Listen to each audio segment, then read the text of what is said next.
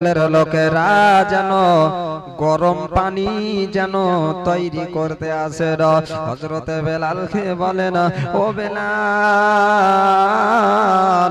তুমি নবীজির কালমা ছেড়ে দাও, নত তোমাকে এই গরম পানিতে সিদ্ধ করে ফেলব।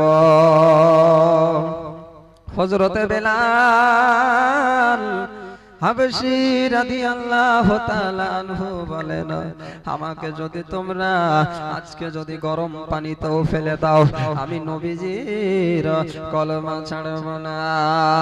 ওই রকম ভাবে ধরে যেন গরম পানি টকবক টকবক করে আপনার পড়তে আসে।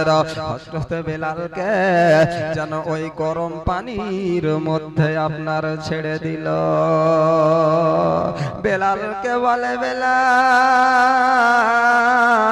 কলমা ছেড়ে দাও, এত কষ্ট